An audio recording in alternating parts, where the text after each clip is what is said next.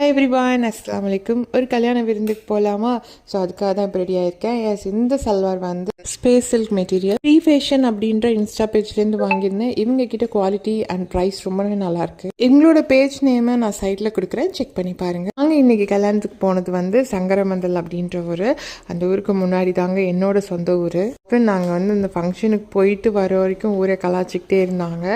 ஊரும் அப்படி தான் இருக்குது, கலாய்க்கிற அளவுக்கு தான் இருக்குது, ஒன்றும் சொல்கிறதுக்கு இல்லை. நாங்கள் கல்யாணத்துக்கு போகிற இந்த சங்கரமந்தலாக இருக்கட்டும், அதுக்கு பக்கத்து ஊராக இருக்கட்டும், ஓரளவுக்கு நல்லாவே டெவலப் ஆகிருக்கு.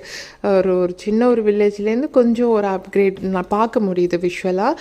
ஆனால் என் ஊரெல்லாம் வந்து தெரியலங்க. இப்போ உள்ள பசங்கள்லாம் படிக்கிறாங்க, இருந்தும் ஒரு அடிப்படை பகுத்தறிவு பெரியவங்களுக்கு இல்லாததுனால அப்படி இருக்கோ அப்படின்ற மாதிரி தோணுது. வீக்காலத உண்மையை தானே சொல்கிறாங்க, இதில் கோவப்படுறதுக்கு என்ன இருக்குது அப்படின்ற மாதிரி நான் அப்படியே எல்லாத்துக்கும் ஆமாம் ஆமாம் அப்படின்னு சொல்லிட்டு கல்யாணத்துக்கு வந்தாச்சு. எங்கள் ஊர் சைட்லலாம் வந்து 24 கேரட் பிரியாணி அடிப்பொலியாக இருக்கும்.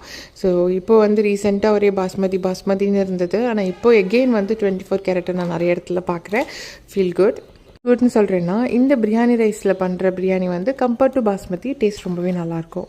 அம்மா சொல்லக்கூடாது, டேஸ்ட் ரொம்பவே நல்லா இருந்துச்சு. நல்லா ஜம்னு சாப்பிட்டுட்டு வெளியில் வந்தால் என்ன கூட்டம். அம்மா கொஞ்சம் வழிவிடுங்க அப்படின்னு நாங்கள் அங்கேருந்து கிளம்பி வீட்டுக்கு வந்தாச்சு. வாட் நெக்ஸ்ட் அப்படின்னீங்கன்னா, நெக்ஸ்ட் விழாக்கில் பார்ப்போமா? Don't forget to subscribe.